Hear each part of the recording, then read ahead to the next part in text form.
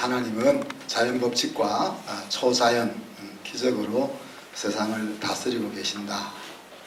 그런데 그 기적은 목적과 방향이 있었다 그랬습니다. 그래서 특별히 우리가 기적을 볼 때 사람을 보지 말고 기적 자체를 보지 말고 하나님을 보아야 한다. 기적을 통해서 하나님은 자기 백성들을 돌아보십니다. 그래서 기적이 일어났을 때 하나님, 기적도 중요하지만 하나님이 나를 이렇게 보살피고 나와 함께 하시는구나 하는 것이 더 우리의 마음을 힘있게 해주는 거죠. 또 잃어버렸던 하나님의 백성들이 하나님께로 돌아올 수 있는 길을 기적이 제시해 줍니다. 우리 주변에는 지금도 기적이 필요하다 그랬습니다. 그리고 하나님은 지금도 여전히 기적을 베풀고 계시다. 그래서 오늘날 나에게도 기적은 일어날 수가 있다. 하나님을 믿는 신앙은 이성을 넘어서서 확립된다 그랬잖아요. 하나님과 연관해서 내 인생을 생각하고 꾸려나간다는 것이 그게 보통 기적이 아니다. 그렇게 우리가 나눴습니다. 세상에 살고 있지만 세상에 속해서 살지 않는 삶, 그것이 이제 신앙이라고 말할 수 있는데, 그 세상에 속하면서도, 세상에 살면서도 세상에 속하지 않고 살아가는 그 신앙, 그것이 바로 하나님 우리에게 기대하는 초자연적인 신앙이다. 그렇게 말할 수 있겠습니다. 오늘은 추하게 보이지 않고 멋있게 보이는 성도들의 미친 삶에 대해서 같이 나눠봅시다. 좋게 이야기하면 예수님께 사로잡힌 생활이다. 그렇게 말할 수 있겠죠. 근데 이 내용을 잘 모르면 광신처럼 여겨질 수도 있습니다. 믿는 사람이지만은 민망하게 여겨지는 모습들이 좀 있죠. 요즘은 이런 거 잘 아예 보이지를 않는데 길거리에서 또 전철에서 또 쉰 목소리로 크게 전도하는 사람을 보면 참 열심히 대단하다 하는 마음과 함께 좀 마음이 불편하지 않습니까? 가정은 안 돌아보고 교회에 와서 하루 종일 사는 성도들을 볼 때도 좀 그러죠. 또 상식 없이 신앙으로 몰아붙이는 그런 상황들을 볼 때 좀 마음이 좋지 않죠. 그런데 미친 것은 분명한데 추하게 여겨지지 않는 아름다운 모습들도 있습니다. 타이타닉이라는 영화 여러분이 다 대부분 보셨을 텐데, 배가 침몰해서 더 이상 살 수 없다 하는 것을 알게 되었을 때에 그 연주자들이 바이올린과 첼로를 꺼내고 그 우왕좌왕하고 있는 사람들 앞에서 찬송가를 연주하는 그 장면을 보면 분명히 미친 건데 그 퀘이크 교도들의 모습이 아름답게 여겨지지 않습니까? 우리나라 초대교회 이성복 목사님이라는 부흥사가 있었는데, 이 사람은 고아원 찾아서 전도하고 또 나환자촌 찾아가고 또 시골에 있는 어려운 교회들을 돌면서 부흥회를 인도하고 그랬던 분입니다. 근데 이분이 예수 천당을 외쳤던 분이에요. 근데 예수 천당 이러면은 좀 마음이 불편한데, 이분이 예수 천당이라고 외치면 마을 사람들이 그것을 이상하게 받아들이지 않았다는 거죠. 아들을 죽인 원수는 아버지에게도 사실 원수잖아요. 그런데 아들을 죽인 원수를 양아들로 삼는 손양원 목사님의 모습, 이런 것들은 분명히 미친 거죠. 그런데 미쳤는데 아름답게 보인다. 근데 오늘 예루살렘 교회 지도자들의 모습이 그러한 것 같습니다. 본문에서 우리는 이해하기 힘든 내용을 접하게 되죠. 하나님을 열심히 섬기는 사도들에게 왜 어려움은 반복적으로 계속해서 밀려오는가? 오늘 읽었던 본문에도 원수들은 계속 사도들을 가두고 또 위협하고 때리고, 그들이 예수가 그리스도라, 너희들이 예수를 죽였다는 그 듣기 싫어서 또 자기들이 누리고 있는 그 자리를 지키기 위해서 그렇게 핍박을 합니다. 그죠? 그럼 하나님이 안 계시면 그냥 계속 핍박받으면서 살면 되는데, 또 하나님이 개입을 하시잖아요. 그냥 안 놔놓고 뚫고 나갈 수 있는 길을 계속 마련해 주십니다. 그래서 공회에서 놓이게도 하시고, 또 옥에 갇혀 있는데 옥문을 열어서 끄집어내기도 하시고, 또 추종하는 백성들 때문에 종교 지도자들이 어찌할 수 없도록 이렇게 보호해 주시는 면이 또 있는 거죠. 그러는 가운데 사도들은 주저앉지 않고 목표를 향해서 계속 달려가고 있습니다. 그래서 오늘 말씀 보니까 사람보다 하나님을 더 두려워했고, 그들은 또 사람 말 듣기보다 하나님 말 순종하는 것을 선택하면서 자기들이 예수의 증인 되었다 하는 것을 자처하고 있는 그런 모습을 우리에게 보여주죠. 왜 이런 일이 일어날까? 왜 이런 일이 일어날까? 모든 힘을 다해서 하나님을 전파하려는데 고난이 웬 말이냐 하는 이야기죠. 그래서 시편 73편에 보면 시편 기자가 악인의 형통함과 의인의 고난을 보면서 실족할 뻔했다 그랬습니다. 하나님 없는 사람이 잘 되는데 하나님을 의지하며 사는 사람들은 왜 계속 어려움을 만나느냐, 이 장면을 보면서 야, 내가 지금 신앙생활을 하고 있는 것이 제대로 된 건가? 하는 생각이 들었다 하는 이야기죠. 이런 일들은 사실 우리를 실족하게 만들기에 충분한 상황들입니다. 그런데 하나님께서 우리에게 이 세상을 왜 주셨는지, 이 세상의 용도를 우리가 이해하면 이런 의문에서 벗어날 수가 있는 거죠. 시편 기자는 이렇게 이야기했습니다. 내가 어쩌면 이를 알까 하여 생각한 적 그것이 내게 심한 고통이 되었더니 하나님의 성소에 들어갈 때야 그들의 종말을 내가 깨달았나이다. 이해할 수가 없어서 힘들었다는 이야기입니다. 하나님을 의지하는 인생이 계속 공고함에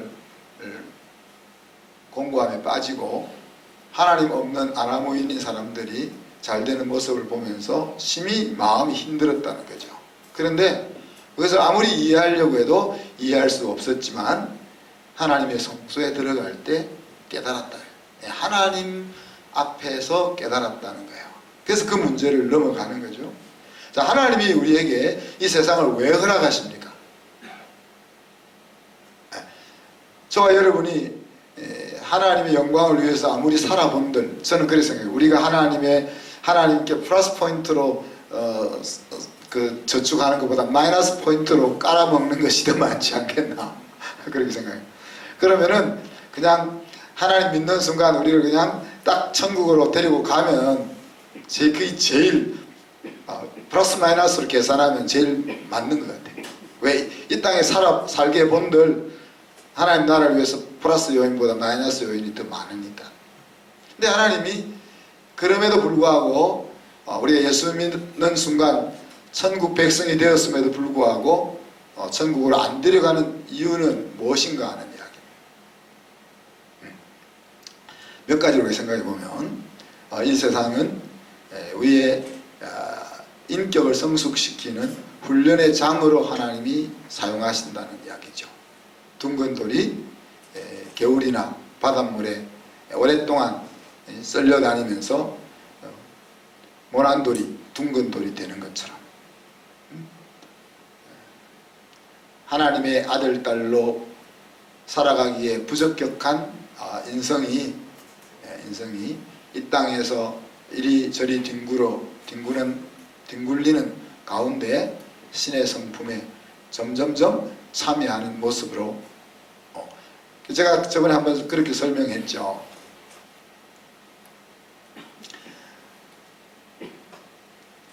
매일 남을 괴롭히고 남 잘못되는 것을 기쁨과 즐거움으로 생각하며 사는 사람이 항상 다른 사람을 배려하면서 다른 사람의 유익을 위해서 사는 무리 속에 들어가면 거기서 사는 것이 지옥같이 느껴진다. 네? 이해가 됩니까? 분명히 객관적으로는 그곳이 좋은 곳인데 내 삶이 그곳에 적합하지 않으면은 그곳이 지옥같이 느껴진다. 우리의 인성이 변화되지 않은 채 만약에 이제 하나님과 같이 살면은 불꽃 같은 눈동자로 나를 지키시는 하나님, 그럴 때 우리는 깝깝함을 느낄 수 있는 거죠. 그래서 이 땅을 살아가는 동안 하나님 우리를 굴려서 천국에 들어갔을 때 여기가 정말 천국이구나 이렇게 마음으로도 즐길 수 있는 그런 사람을 만들어가는 곳이 세상이다 하는 이야기입니다. 그리고 이 세상은 우리가 정말 내 힘과 내 능과 내 경험으로 살아가려고 하지 않고 하나님과 동행하며 하나님을 의지하면서 살아가는지를 배우는 훈련장이라는 이야기죠. 이런 배움은 실전이 아니면 배울 수가 없는 겁니다. 책상에 앉아서 배울 수 있는 내용이 아닌 거죠.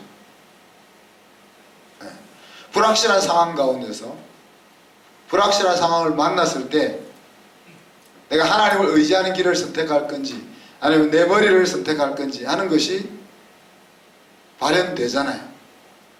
그죠? 그런 환경이 주어지지 않고서는, 그런 환경 속에 살지 않고서는 배워지지 않는. 그리고 또 한 가지는 하나님의 나라에 갔을 때 내가 어떤 포지션에서 영원히 하나님과 함께 살 거냐 하는 것을 마련하는 자리가 이 세상이다. 문화에 비유해서 10문화를 남긴 자에게는 10고를 맡겨주시잖아요. 5문화를 남긴 자에게는 5고를 맡겨주시잖아요. 뭐 천국에 가면 우리가 마을 촌장이 된다는 말은 아니겠죠. 내 역량이 얼마만큼 되는지에 따라서 천국에서 내 삶이 주어진다는 이야기입니다. 우리 천국을 안 가봤으니까 뭐 천국에서 위치가 어디 있겠냐, 그죠? 뭐 천국에서 하나님께서 주신 상까지 하나님 앞에 다 내어놓는 그런 마당에 무슨 상이 포지션이 중요할까? 이런 생각이. 그건 이제 우리가 이 땅에서 천국을 모르는 상황에서 가질 수 있는 생각이고, 하나님께서 분명히 천국에서 네가 어떤 자리에서 어떻게 살 것인지는 이 땅에서 너가 어떻게 살아는 것에 의해서 결정된다고 이야기하실 때는 의미가 있다는 이야기죠. 그래서 천국에 가서 문지기 아주 표받는 자리에 서 있든지 아니면 하나님과 함께 동행하는 자리에 서 있든지 그것이 결정되는 것이 이 세상에서 어떻게 사느냐 하는 것입니다. 사도 바울이 뭐라고 이야기합니까? 만약에 부활이 없다면, 만약에 천국이 없다면, 만약에 천국에서의 보상이 없다면 이 땅에서 우리가 가장 불쌍한 자다 그러잖아요. 왜?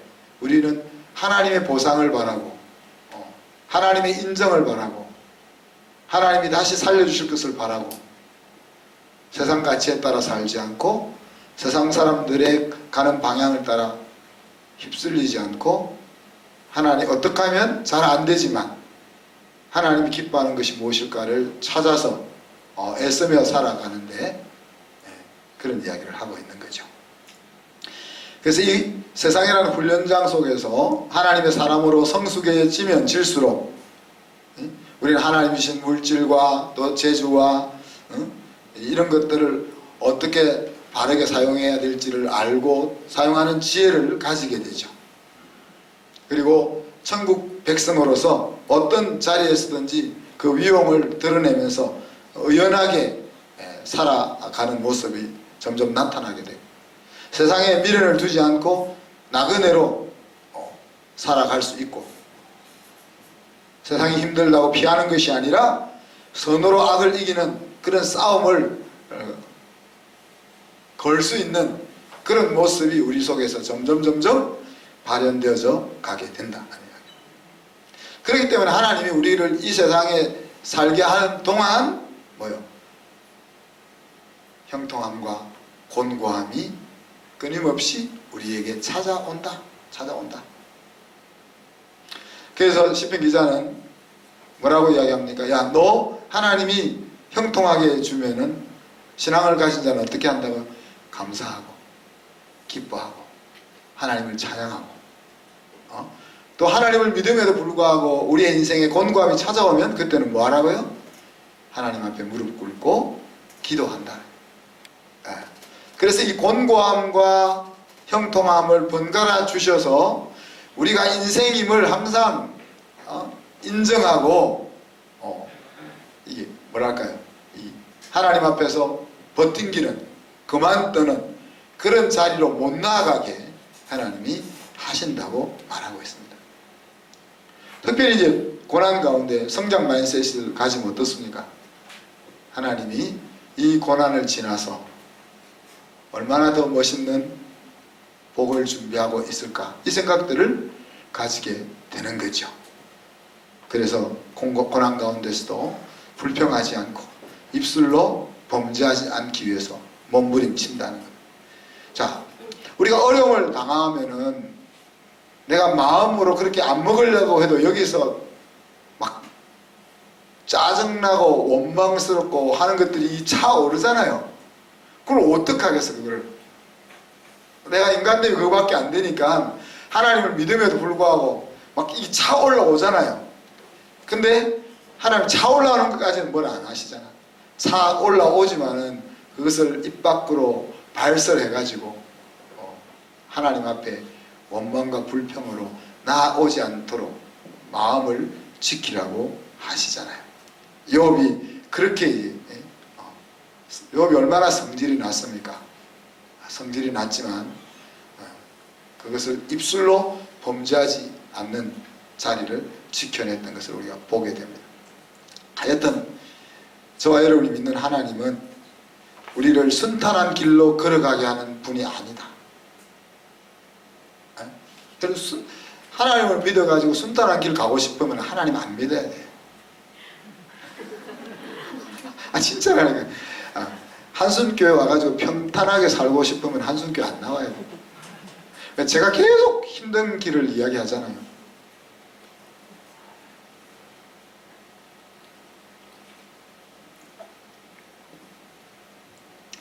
하나님은 우리를 온실 속에 화초처럼 기르지 않는다. 그걸 기대하지 말라는 겁니다. 하나님은 하늘을 나는 제왕인 독수리처럼 키우신다는 거, 키우신. 고난과 어려움을 넘어보지 않고 제왕의 모습을 갖출 수가 있느냐?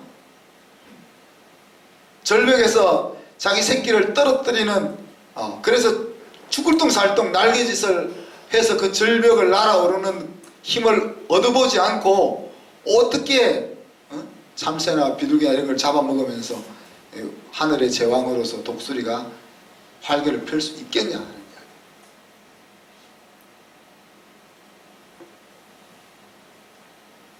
자, 오늘 말씀에 보면 이번에도 사도들은 죽을 위기에 놓이죠. 오늘 33절입니까? 33절에 보면 그들이 듣고 크게 노하여 사도들을 없이 하고자 할세 그랬습니다. 화가 나가지고 종교 지도자들이 너무 화가 나가지고 죽여버리려고 한다는 거예요.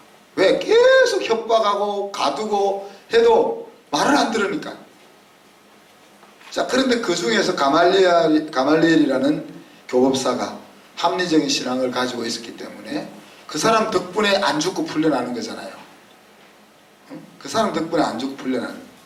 자, 그러면은 여러분 우리가 성령과 지혜가 충만한 그리스도인이라면 어떻게 해야 되겠어요? 야, 우리가 조심하자. 쓸데없이 개죽음을 할 필요가 있냐. 지금 하나님이 쟤들 악한 무리 가운데서 그 한 사람을 써가지고 우리를 이렇게 살려줬는데 우리 조심하자. 그래야 될 거 아니에요? 그런데 그렇게 안 하고 뭐라고 합니까? 그러면 사도들의 생각이 달랐습니다. 41절 42절 사도들은 그 이름을 위하여 능력받는 일에 합당한 자로 여기심을 기뻐하면서 공회 앞을 떠났다 그랬어요. 자, 구사일생으로 살아났으면 조심해야 되는데 조심하기는커녕 야, 드디어 하나님이 우리를 인정해 주시는구나. 하나님이 이제 내가 핍박받을 것도 감당할 정도의 일꾼이 됐다는 것을 인정해 주시는구나.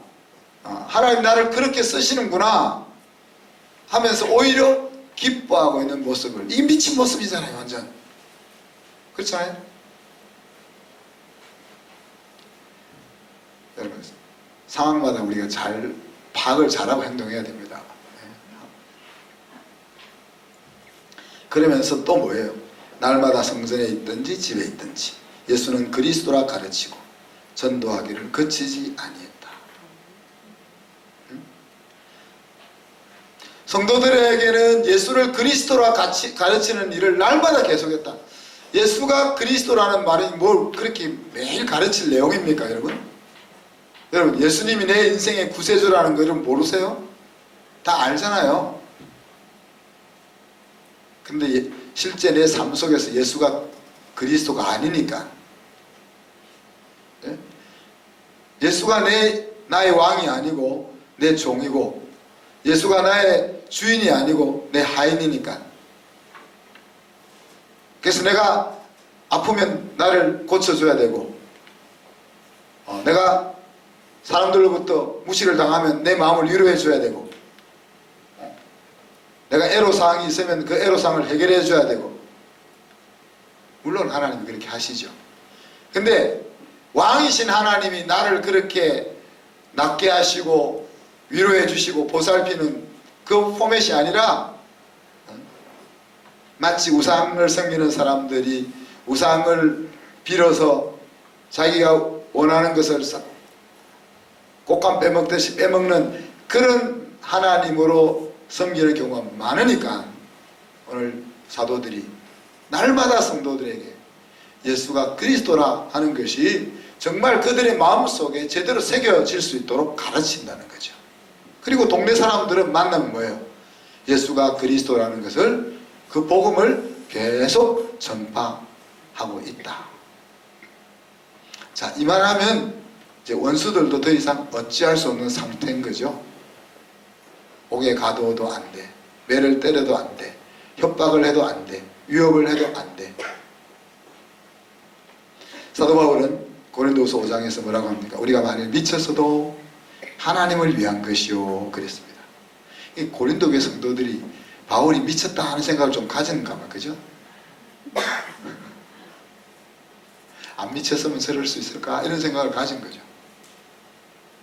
그러니까 바울이, 야, 내가 미쳤어도 하나님을 위해서 미친 거지 정말 미친 게 아니야, 그렇게 말씀하고 있잖아요. 사실 사람은 어찌 보면 무엇인가에는 미쳐서 살아가고 있다, 그렇게 보면 딱 맞습니다. 우리가 다 정상적인 생활을 하고 있는 것처럼 보이지만은, 어떤 사람은 돈 버는 것에 미쳐 있죠. 어떤 사람은 출세하는 것에 미쳐서 삽니다. 어떤 사람은 쾌락에 미쳐서 삽니다. 어떤 사람은 사상에 미쳐서 삽니다. 여러분, 젊어서 공산 사상을 안 가지는 젊은이는 그건 젊은이가 아니다, 우리가 그런 말을 하죠. 젊었을 때는 진보적인 사상을 가져야 되는 거예요. 젊은 사람이 안전지향으로 그런 생각을 가지고 있으면 사회가 희망이 없죠.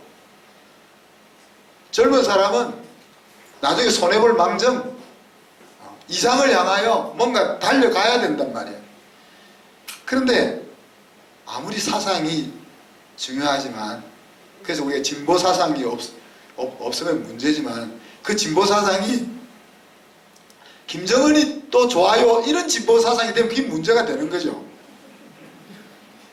네? 또 어떤 사람은 일에 미쳐서 살아갑니다. 우리 최정식 집사님 어디 가냐 안 보이네. 일부 예배 오셨고 밤 11시 되죠 우리 미경자매.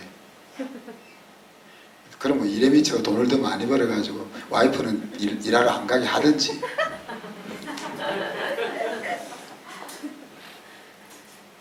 예? 어떤 사람은 사람 인정받는 것에 미쳐서 살아간다.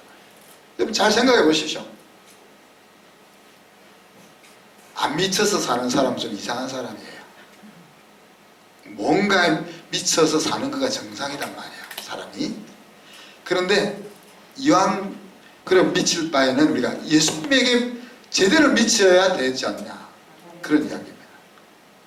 우리가 예수님에게 제대로 미치면은 돈을 벌어도 돈 버는 목적과 돈 사용하는 이유가 달라. 아파트 투기를 해도 투기하는 이유가 달라. 돈을 얼마나 더 늘리게 이게 아니고, 야 우리 집에 우리 수는들 매번 데리고 와서 먹여도 될 만큼 큰 아파트를 달라고. 그럼 그게 약간 사심이 끼어 있지만 하나님이 그래도 이뻐할 거 아니에요. 공부를 해도 공부를 잘해가지고 좋은 대학 가서 출세하자 이게 아니고, 공부를 통해서 어떻게 하나님 앞에 영광을 돌리며 내가 사회에 더 많은 사람을 먹여 살릴 수 있는 그런 길을 갈 수 있을까, 이런 생각을 가지는 거죠. 구제 사업을 해도 박애주의나 자기의 이름을 내기 위해서 하는 것이 아니라 하나님의 이름을 드러내고 하나님이 나에게 주신 것을 어떻게 함께 나누는, 함께 기뻐하는 그런 생각을 가진다는 이야기. 자녀를 키우면서 야 내 인생은 뭐냐, 이게 집안에 들어박혀서 부엌대기로만 살다 가냐, 이런 생각이 아니라 하나님의 일꾼을 키운다는 그런 생각으로 우리가 예수에 미치면은 다르게 살 수 있다는 이야기죠. 예수님께 미친다는 것이 광신자가 된다는 것을 말하지 않죠. 세상의 물질을 초월해서 예수님이 우리에게 가르쳐 주시는 그 정신을 생활에 옮기면서 사는 것이 예수님께 미친 거예요. 그죠? 하나님이 우리에게 주시는 그 올바른 목표를 붙잡고 그것을 향해서 최선을 다해서 경주하는 그것이 예수님께 미친 거예요. 그렇게 미쳐서 달려가고 있으면 보는 사람이 보기가 좋습니다. 예루살렘 교회 성도들이 미쳤잖아요. 그래서 그 동네 사람들이 자기는 안 미치고 싶어. 그래서 솔로몬 행각에는 같이 안 가. 가면 자기도 미칠까 봐. 근데 그 미친 모습을 보면서 야, 왜 저 인간들이 저 모양으로 미쳤냐, 이게 아니고 야 정말 멋있다, 이렇게 칭송을 했다 했잖아요.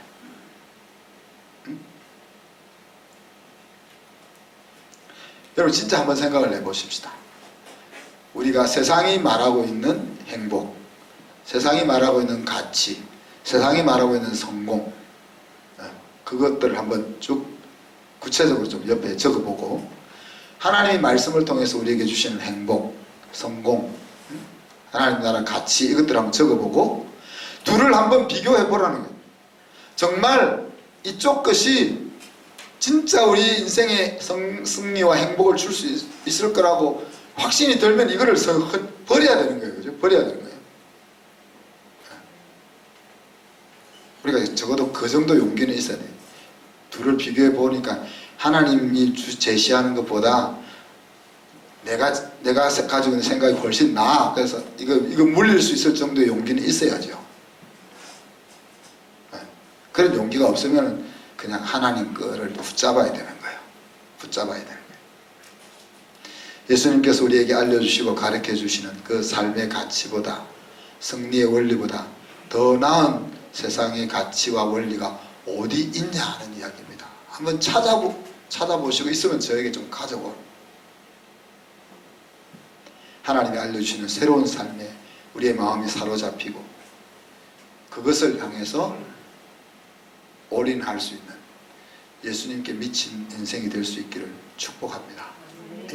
그래서 하나님이 우리가 예수님께 미쳐서 살아가는 것을 보면 하늘에서 보시고 흐뭇하게 웃을 수 있는 그 삶을 살아갔으면 좋겠습니다.